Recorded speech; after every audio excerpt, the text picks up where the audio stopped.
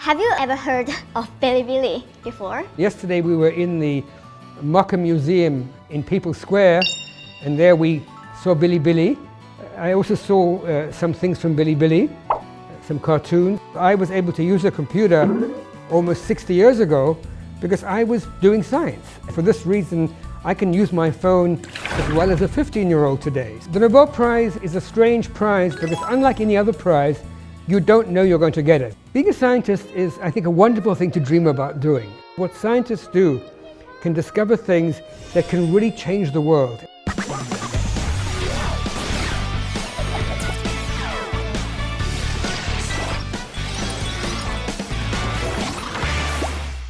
Hello friends of bilibili. I'm Michael Levitt.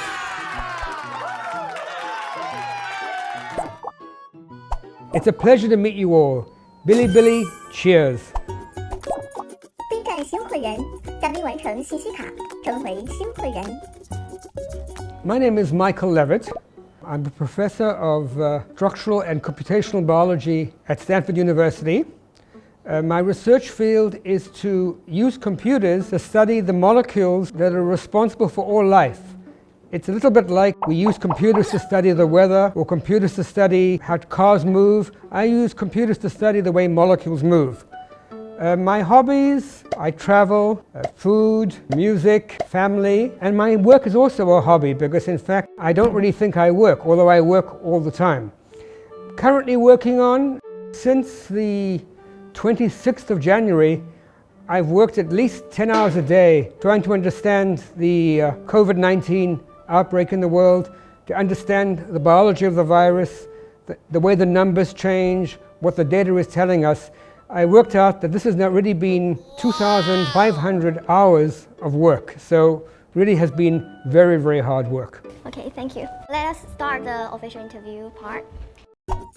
请开始你的表演，正式访问，你想知道的都有。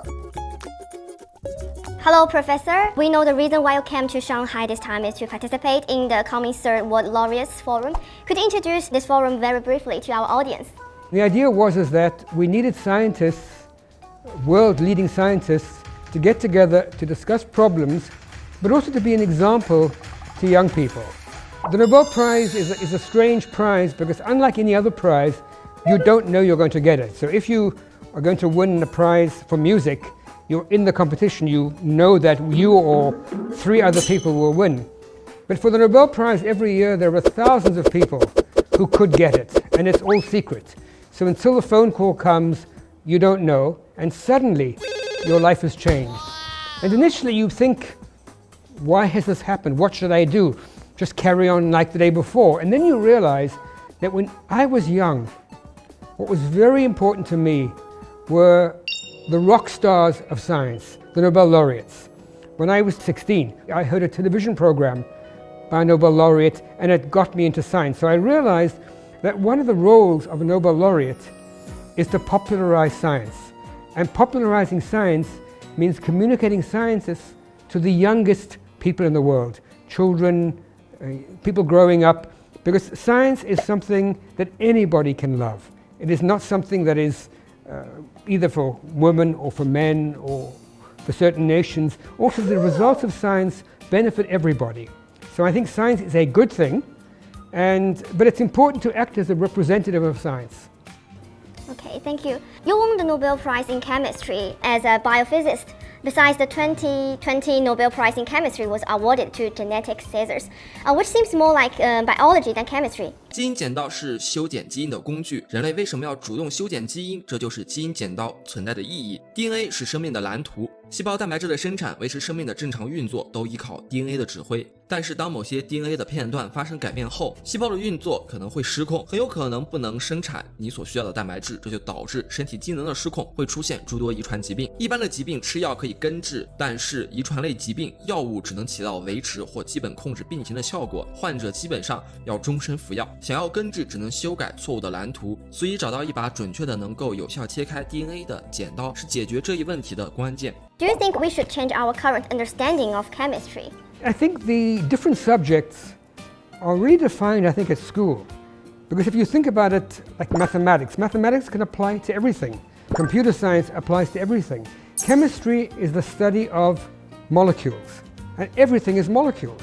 Some of those molecules may be important for medicine. Other molecules may be important for biology. Other molecules may be important for materials. So I think the boundaries actually are very artificial. They come both from schools and from subjects. I think everything connects, it's all science. Has this kind of interdisciplinary research become a new trend now? I think research has always been interdisciplinary. I think that, as I said, I think the boundaries between subjects are very old, and the reason I think they exist is because people would like chemistry to be taught by somebody who learned chemistry at the same university. Even if they teach physics instead of chemistry, these boundaries make no sense to me, and I think everything is interdisciplinary. I think the whole world is one thing in exactly the same way that all people are people, and all science is science. We know that you're highly concerned about the COVID-19 pandemic. Your Stanford team and international volunteer team are working tirelessly on COVID-19 data analysis. It is said that your mathematical models are different from others. Could you explain more about this? Biology is very complicated. And if you think you can predict how a virus will develop without looking at the virus, you're making a big mistake. No matter how good your mathematical model is, you need to look at the virus. And one of the interesting things about COVID is that it doesn't grow exponentially. And we would expect a virus to grow exponentially because if I affect 2 people and each of them affects 2 people and so on, that's exponential growth. But COVID doesn't work like that even from the beginning. And I think the reason COVID doesn't work like that is because many people are infected but have no symptoms. So when you count 2 people, you're actually counting more people and all the numbers get mixed up. I think my approach has been very much to look at the data and then make mathematical models. The mathematical models are maybe at the level of first-year university or maybe a smart high school. So it's not nuclear physics, and that is actually very reassuring. A virus is a very simple object. Human beings are very complicated, but the virus itself can't just do whatever it likes. It needs to grow in certain ways, and this has been important. What do you think is the most important thing in fighting the COVID-19? I think the reason is probably due to existing immunity from other viruses that have spread here a lot, or maybe something in the food. We don't really know why. Maybe even blood groups. On the other hand, one has to also remember that viruses are a little bit like wood. If you come to this room which is covered with wood with a match, you probably won't cause a fire. But if I come to this room with a match and a big can full of gasoline and I put gasoline over all the chairs and light the match, I will cause a fire. And that fire might be very dangerous for all of the area. So with viruses, if it gets very hot, if many people get infected, then you can infect more people. But if you control it by not letting the fire burn at the early stages, it's relatively easy to control in East Asia, not so much in other places. Professor, are you still working on the virus and any fresh results? I am currently working on the virus. We have a paper we're trying to get finalized for publication, but we're also working on lots of other aspects. For me, the virus is the easy part. The hard part are people. And unfortunately, COVID-19 is not just the virus. It's the virus interacting with all of society. And I think society needs to be very smart to deal with the virus, and this has not always happened. Professor, have you ever worked with Chinese colleagues?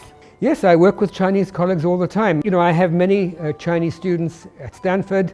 I basically really see people as human beings. So I work with human being colleagues all the time, and it doesn't really matter too much where they are from. In fact, I like diversity. I think that one of the most important things in life is to have a diversity of people, a diversity of gender, men and women, and a diversity of opinions. You want people who don't agree with each other. If everyone agrees with everybody else, there'll be no solution. I think the greatest message for young people is that you have to embrace people who are different from you, because people who are different from you, under some circumstance, may save your life. Thank you. Have you ever heard of bilibili before? Yesterday we were in the Mocha Museum in People's Square, and there we saw bilibili. It's an exhibition about Snoopy. It's actually very profound. So although it's popular culture, it really was very interesting to see the way this American cartoon had been connected to China in a very interesting way. And I think, you know, I also saw some things from bilibili, some cartoons, and I think it's very important to, again, diversity. I feel like that's a wonderful example of diversity, where you have a museum of contemporary art, a very serious museum, a serious curator, a cartoon character, a funny dog, all mixed up together with Chinese art. And this diversity is what makes life so wonderful and so rich. Thank you. Many of our audience on Bilibili dream to be a scientist in the future. So what's it like to be a scientist? Being a scientist is, I think, a wonderful thing to dream about doing. I probably wanted to become a scientist when I was 15 or 16, but I had an uncle who was a scientist and an aunt who were a scientist, so I knew what scientists were. Science is wonderful because you're essentially trying to solve puzzles all the time, and you are paid to solve puzzles. You are given the tools you need to solve puzzles. I was able to use a computer almost 60 years ago because I was doing science, and nobody in those days had a computer. For this reason, I can use my phone as well as a 15-year-old today. So that was very important. I think that there's nothing better for science, because what scientists do can discover things that can really change the world. And sometimes a very small discovery can become a very large discovery. I would also say, though, that if you do science, you shouldn't do it because you want to get a Nobel Prize. You have to do it because you like doing it. Could you give some advice to these young people? I think my advice that I actually generally give in my talk is, firstly, be passionate. Do something you really like doing. If you want to become a musician, even a pop musician, and your family wants you to become a doctor, you probably should listen to what you want to do, not what your family does. Now, if you're clever, you might find a way to become a doctor and a pop musician. Then you would invent a new interdisciplinary area which might be very, very important. We don't know. The other thing is, be very persistent. Don't give up. Because in life, people will tell you not to do it. They will say you shouldn't be doing it. It doesn't make sense. It's wrong. So you have to believe in yourself. Every young person should believe that they are capable of doing the best things in the world, because they are. We don't know that. Everyone here should be feeling that they can do it. You know, it's important to respect the elderly, but it's also important to respect the young people. We should always respect each other, because with respect, we can hear the other person's voice. We want diversity, so respect is important. I think beyond that, I think it actually helps in life to be a nice person. Sometimes people in life who are not nice people succeed, but I think deep inside they are hurting many people around them, and in the end people will be against them. And it doesn't matter whether it's a scientific colleague. You know, in order to be recognized in science, you have to build on the work of other people. You don't have to do everything yourself. So I think appreciating other people is also very, very important for a career in science.